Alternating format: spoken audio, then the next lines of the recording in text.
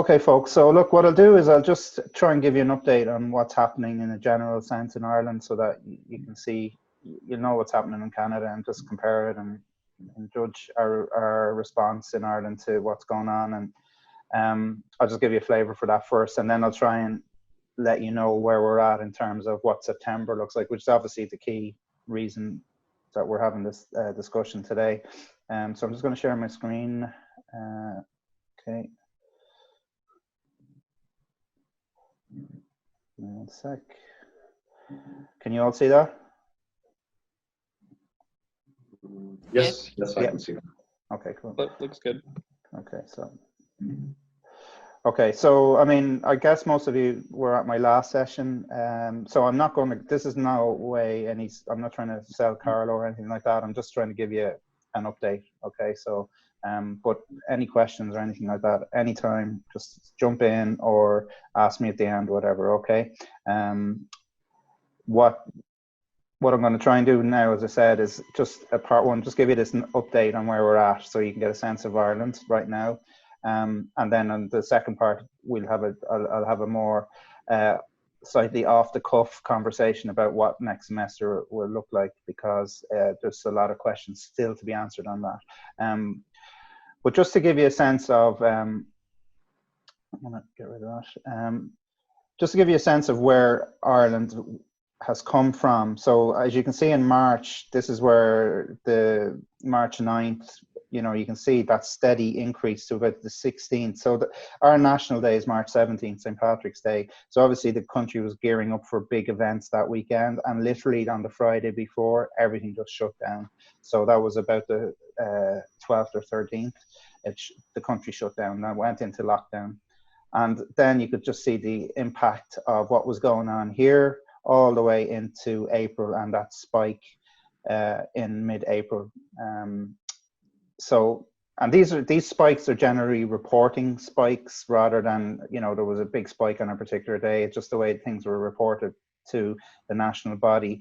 But our national body, you can go onto our national body's website, the HSE, the Health Service Executive, and you can get all this information readily. But the good news then, really, from about mid-April, there was this quite dramatic decline as a result of the lockdown, to the point where, and this is right up to today, like yesterday we had 8 new cases, and like we continue to have deaths, maybe I think there was 3 yesterday, but really that's the big bulk of this has passed, and we're in this sort of situation now where we're looking at what's going to happen next. The last time that I spoke to you guys, I showed you this slide in the background, which was the phased opening up to mid-August, but I put a big X on that now, because basically that's all moving, and it's moving in a positive direction. So what was envisaged in August was the reopening of pubs, for example, but now it looks like they could be opening in the next couple of weeks, with restricted sort of environments, but they'll still be pretty busy environments. I mean, what's happened quite dramatically is a shift in social distancing guidelines. The mantra up to about a week ago was 2 meters, 2 meters, 2 meters. That had to be maintained in all environments. But a lot of pressure has come on the government to sort of re-look at that. And the WHO guidelines actually state that, you know, you can go down as low as 1 meter. And that's basically what's happened in relation to the retail and the hospitality sector. And they basically decided to give these guys a chance to reopen. So we had a very funny situation where the government announced that you could only go into pubs if you were getting food as well. And they actually put a price of €9 on the cost of what they would call a substantial meal. And that €9 actually equated to 5 shillings, which was the last legally mandated figure put on it in 1962. So they had to convert 5 shillings and became €9, and that's the meal cost that a pub has to give you. And if you don't go in for a meal, you can't go in, and you have to book it. And the maximum amount of time you can spend in the pub at the moment is it went for 1.5 hours, and about a day later it changed to 2 hours. So it's about 2 hours. So I think, just as an example, it's just showing you that things are moving a lot more quickly to normalization, and that's important in relation to the colleges as well. And I'll explain that in a little bit more detail later, but it's positive.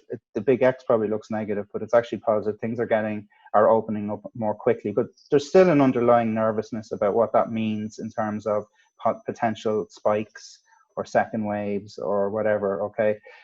So we're not out of the woods by any stretch of the imagination, but certainly it's very positive at the moment. I put this slide up the last time as well, and that hasn't changed. Ireland is still open, and we're very much keen to bring in as many international students as we can, obviously in slightly different circumstances, but the message is very strong from the sector. You're welcome. Whatever environment you're coming into, you're going to be looked after. We may have to put other provisions in place and all that. Again, I'll talk about that in more detail in a while, but that's the overriding message, is that Ireland is open and is welcoming you, and you know, everything will be put in place to make your experiences the best one that it can be. This is probably very important from your perspective. We are opening for students, non-first years, and most of you guys, in fact all of you guys, I think, are non-first year. You're third and fourth year students. So you will actually start on the 21st of September. That's a little bit later than we normally start, and that's to take account of what's happened with the state exams for the equivalent of high school students this year. They were cancelled. And my own son was affected by that. And the knock-on effect of that is a different way of assessing those students, which is reflecting on their performance over a couple of years. And that process means that there's a bit of a delay to their start time, which has been pushed out to, if you see here, the 28th of September. So a week later than you would be starting, okay? Now, they're the official dates, but I'll talk to you a little bit more about a different date in relation to all that now in a moment, okay? I can share all this with you. I can share this academic calendar is online. It's on our website if you want to see it, but certainly I can send it to anyone who wants it as well. We will end our first term on Friday the 18th of December. So end of term lectures, and we will reopen for full-time students again on Monday the 11th of January. So that's just in terms of your planning for holidays or anything like that, or going home. And then again for the second term, your end of term lectures will be the 26th of March, and that's our Easter break, which is 2 weeks, and the institute will reopen again for you for summer term on the 12th of April. And really that'll be a very short term. You'll see that exams will begin on the 10th of May, so less than a month later, okay? And the summer term will end on, summer term. You will be finished, I'm just looking at this here, it really depends on how the exams are delivered, but normally you'll be finished by about the 20th of May, okay? So this summer term really reflects the end date for lecturing staff. So you can see the publication of exam results is due to be at the moment on the 18th of June. So today is actually the day for the publication of, tomorrow is the day for the publication of our results for this year's exams. So it's the same sort of date. So we're not moving our timelines. The only thing that's changing slightly is the start date, okay? So that's that in general terms. I'll just go on to this. Now, what I'll do, I'm just going to end the screen share. I'll come back to it in a moment, but I'd rather just speak to you face to face. Just bear with me now one sec. Yeah, so basically what we're looking at, if you're going to start your program on the 21st, Yeah, sorry, your alarm just having problems there. Hopefully she sorted that out. If your start date is the 21st of September, then you need to think about the current environment here, which is requiring a 2-week quarantine period, okay? Now that means then that you need to be in Ireland for the 7th of September, okay? So if that's the case, then that's your goal, to hit the 7th of September as your arrival date. And the reason for that is, at the moment, I'm talking about what's happening right now. You will need to fill out a form. You will need to state where you're going to be living, and you will need to self-isolate in your apartment or your home or wherever it is you're staying for 2 weeks. Okay. Now, that is the information that I know and that I can speak to with great certainty, okay? But there's lots of other questions that you're going to have in relation to what next year looks like. So the first thing I'm going to say is testing. We've requested that students are tested for 2 reasons.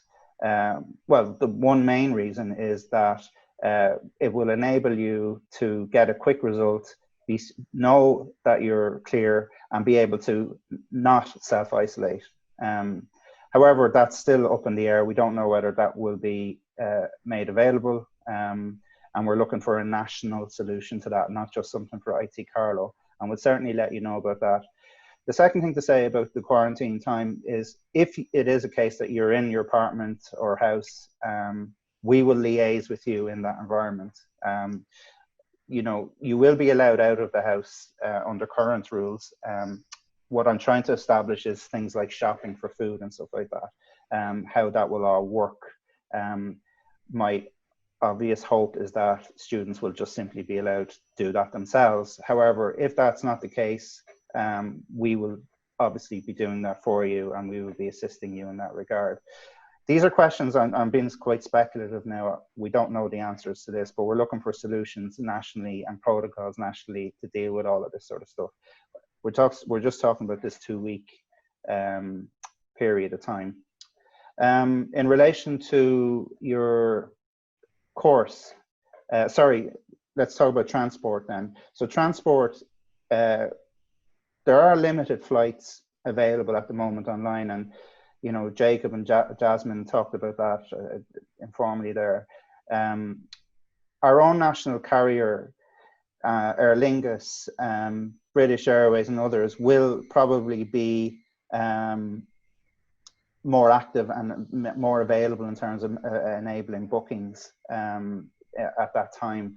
I think at the moment what's happening is a lot of airlines have flights available. I'm talking about now in June and July, but they're not actually able to complete those sectors. So what they do is they just cancel the flights or rearrange. So you find this thing is going on quite a lot at the moment, but I'm hoping there'll be a lot more stability at the beginning of September. So whatever you're booking will be actually available, and that more availability will come on stream as well. And that it won't be too expensive for you to do it. But obviously, the earlier you can secure your flight, the better, okay? What we're also trying to just figure out are the protocols around physically getting you to Carlow from the airport. So obviously we will do that. We will pick you up as we promised to do, and that's not a problem. The question is, if I have a group, how do I do social distancing on a minibus, for example, or whatever it is. So that's the sort of stuff that we're deep diving into over the next while, and it's very much front and center in terms of conversations within IT Carlow, within the sector of the institutes, and nationally with all the universities as well. So we're feeding into all of that. So we're looking for some protocols on all that as well. So yeah. So that's your transport and your accommodation. We're trying to, like I say, find out how it'll work for your accommodation, and we will make whatever arrangements are needed for those 2 weeks. Now, the big question I guess people have relates to the learning environment. This is quite a difficult question to answer. And the one thing that I won't do is make promises that I can't stand over. So I'm going to say this to you. The intention is to give you an on-campus experience. But that will range for certain programs from, now I don't have figures, so I'm going to give you guesstimates. It'll range from initially possibly 30% for some programs to 50 or 60% for other programs. And it really depends on the nature of the program. So for example, if you're in a technical program, you have laboratories or workshops or things like that, you will obviously need to be on campus for those. If your program is very much based on lecturers and, you know, let me pick, say, for example, business programs or humanities type programs, it's more likely that they will have a greater online element to them. There is no way of doing any of this remotely in the sense of staying back in Canada. You will have to come to do the program in Ireland because, as I say, you know, it'll be, let me say, 25–30% minimum engagement on campus initially. The plan is that that will obviously change over time and that your engagement on campus will grow over the course of the year. And hopefully, maybe by Christmas or beyond, you will be experiencing the campus to a much larger extent. However, you know, this is all predicated on what happens in autumn and winter, not just in Ireland, but worldwide. But that's our intention.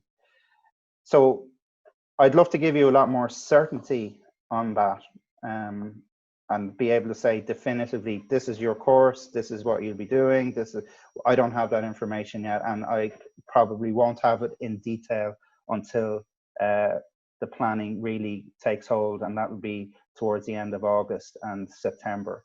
So all I can tell you right now is that the intention is that you'll have some campus engagement, but not necessarily, you know, more than 50–60%. Okay, and that's just initially. Now I'll go back to what I said earlier about the 2 meter versus 1 meter movement. This is very important for us.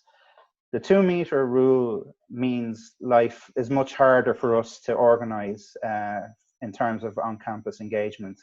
You know, large lecture theatres suddenly become very small, and when you have to maintain social distances of 2 meters.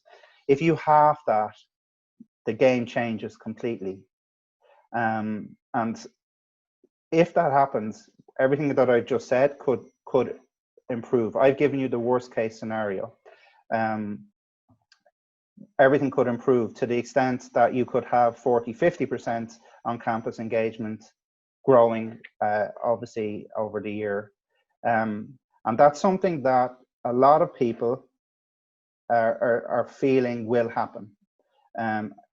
I've had a lot of conversations with senior people in the sector, and they have a feeling that what's happening is that the schools, the high schools, are putting a lot of pressure on to reduce the limit so that they can get back in September. They have been basically closed since March, and they didn't reopen, and they won't reopen again in September. They're very anxious to get back to some kind of normality in September, so they're pushing hard for the 1 meter rule. And if that happens, frankly, there's no justification for the third level sector, the institutes, to do anything different to that. Okay. Obviously, if anything happens in terms of a resurgence of the virus, then, you know, steps will be taken.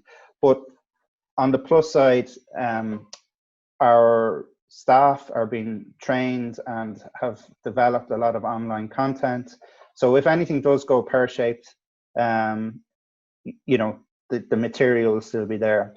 I've had a few students contact me from Canada about, you know, about this, and my comment to them was very simple.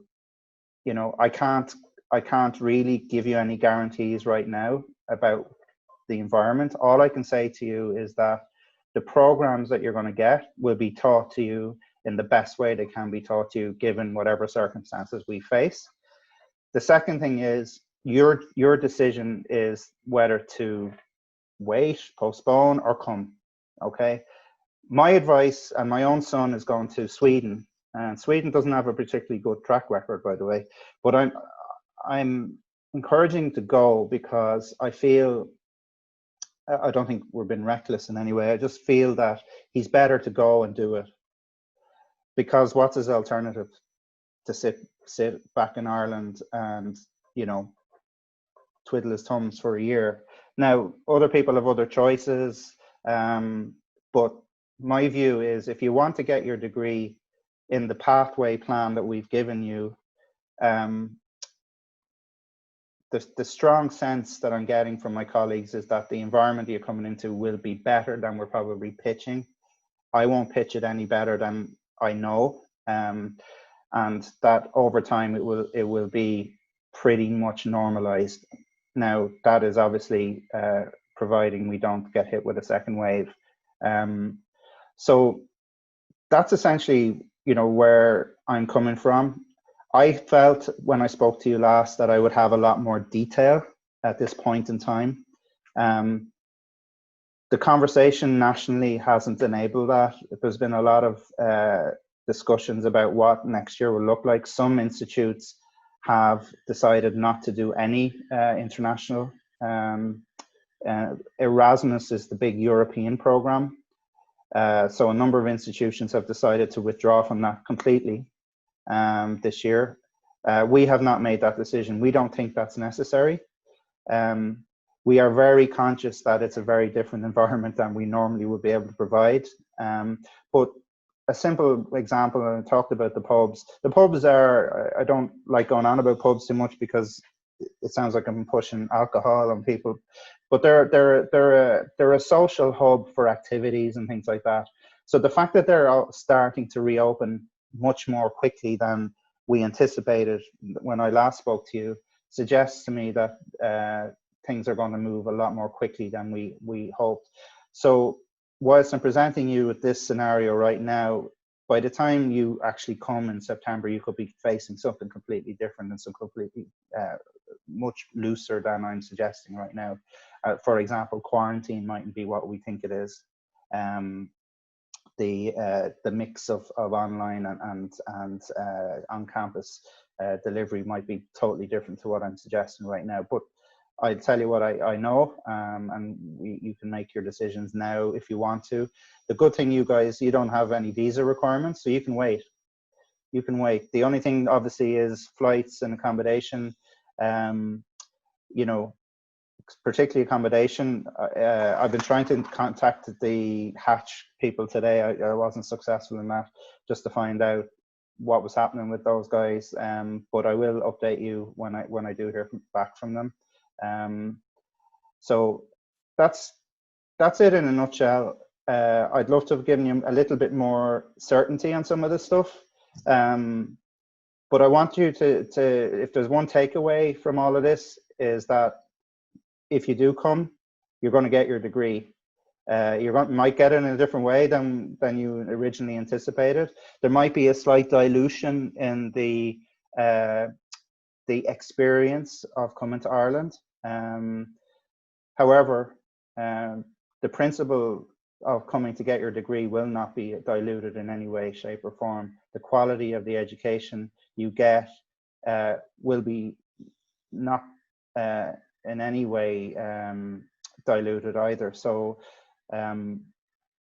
it's really up to you guys now to make the final call on what you want to do.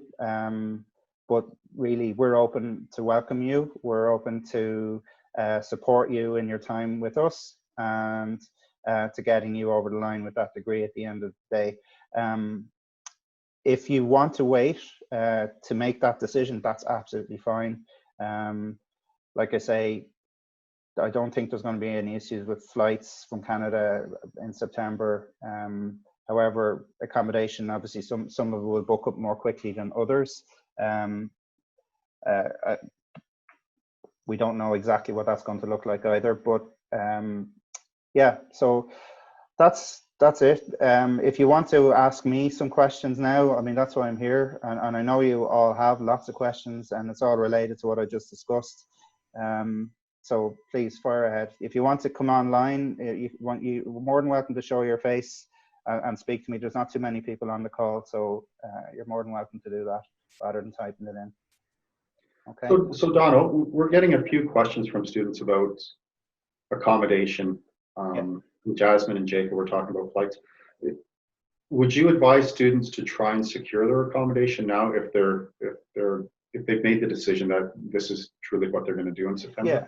Yeah. If they've made the decision to come, then secure the accommodation. Okay. Yeah, absolutely. The one thing I'm pretty sure about right now, I can be pretty certain about, is you will need to come, and you'll need to be in Ireland. If you're coming, you're coming. There's no option to stay in Canada and do half the course back in Ontario or whatever. Okay, so yeah, if you're coming, then book your accommodation. Go for it. And based on the dates on your chart, yes, the students would have to be there for September 7th. I'm assuming with the quarantine. Yes. Okay. Yeah, that's the current thinking. Yeah. Okay. Thanks, Don. So, with the flight I've planned, I'm going to be there a week before September 7th about. That's cool. And that's just to like deal with my phone and everything else I need to sort out while I can't do while I'm in quarantine. Sure. So I'll be with Hatch, and they're not getting back to us either. But okay. I'll make that point. Yeah. What are the chances that they'll have like brooms and cleaning supplies and stuff in the dorms? Yeah, I don't think that's going to be an issue. And like Jasmine, the thing that, I want to reiterate is this is unusual. Normally what would happen is we'd arrange for the student to come to Hatch, and then we would that's it. We'd you're in Hatch now, you're fine. We'll see you Monday or whatever in the college, however, on this occasion, it'll be very different. You'll come and you'll go to Hatch, and then we'll be in regular touch with you as to what's going on, what you need. Is there anything that, we need to do for you? It'll be a very different environment to what we're used to. So I don't get too sort of focused on the minutiae of like a brush or, we'll figure that out. And whatever you need, we will help you arrange, either through Hatch or ourselves or whatever it is. Okay. Thank you. Sure. And Donald, Jasmine brought up another good point we get questions on are mobile phones, cell phones. Yeah. Maybe you want to touch on that for students that aren't familiar with bringing their own phone over to get a SIM card there. Yeah, I think so. So you just need to be careful with your phones that they're not locked to a provider in Canada. So you need to unblock them, and you need to speak to your provider in relation to that. Other than that, you just simply buy a SIM card locally. If that's not going to be possible, then we will arrange the SIM cards for you. The one good thing about Hatch, for example, is that you've got high-speed broadband included in the cost of accommodation there. So, very few people use regular phones now. It's all social media apps, and, we're on one here.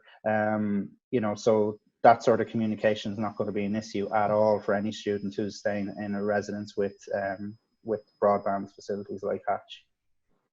And for mobile phones, Donald, what's the average price students would be paying on a monthly basis? You're much cheaper than Canada. Oh yeah, you can get them. There's some plans that are there for as low as, I'm going to put it in Canadian, about $15 a month. But let's say the average plan is about $30 a month, max. Yeah, that's much cheaper. Yeah.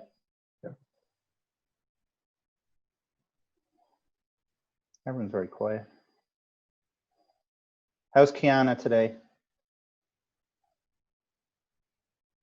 You're not telling me. For students that are not comfortable turning the microphone on, you can always type in the chat box there and ask your questions as well. She's good. I'm great. Thank you.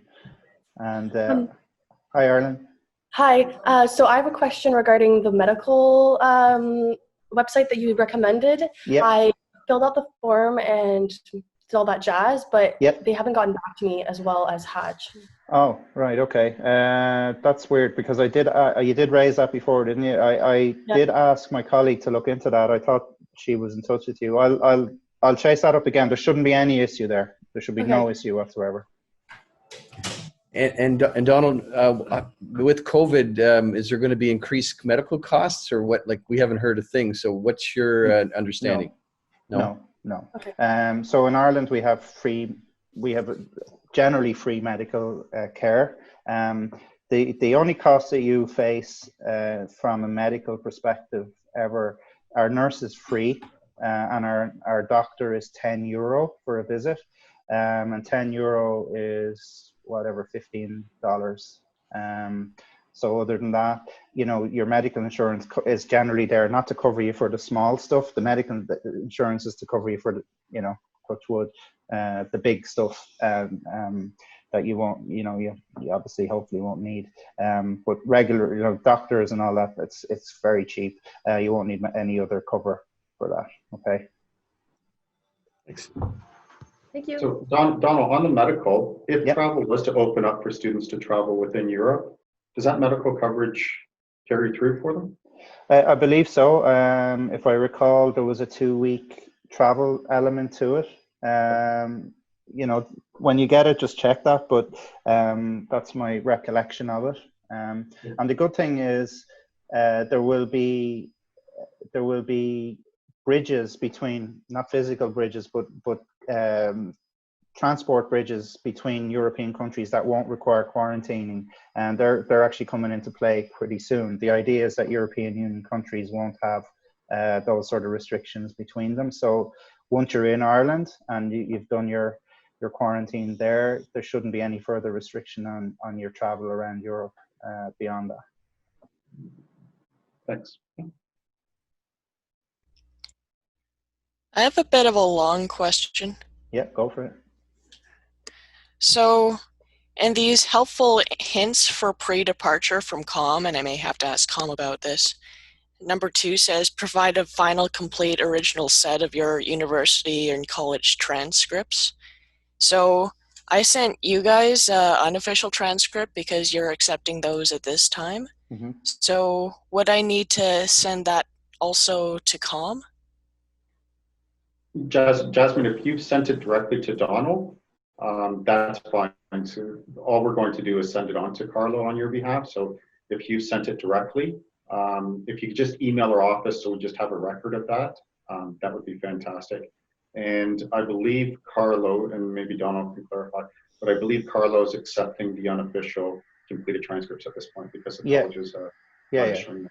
Yeah, we're being flexible. I mean, this year is just very unusual, so we're being flexible in that regard. It would be nice though to see at some point the official ones from you, but that's not going to impact in any way on your offer to come to Carlow or anything like that. Okay, so at some point we will need to see the official transcript. Okay, is that okay? Yeah, I was planning on getting the original transcript sent over when Algonquin opens back up. I was just worried because the specific step here states I wouldn't be able to start classes until I sent you the transcript. Sure. Under normal circumstances, that would be the case. But don't worry about that. Don't get too preoccupied about that. That's not something that's going to stop you from starting at all. All right. And the last thing about that point is it strongly recommends us taking a second one in our luggage. Would an unofficial transcript be fine in this case? I'm not sure. Martin, what we do, Donald, is we always tell students to carry a copy with them just in case when they arrive at their receiving institution, because they are big institutions. Sometimes things get misplaced electronically, so we just tell students to bring a hard copy with them just in case there's questions asked at that end. Sure. Look, I mean, all right, but yeah. Don't worry about the copy. Don't worry about that. what at this stage, with the way things are working out, if you get the original transcript sent to you in at your home address, just get that scanned to us. We don't need to see a physical hard copy of the original, okay? Just get it scanned to us. That'll be fine, okay? Okay. Thank you. You're welcome.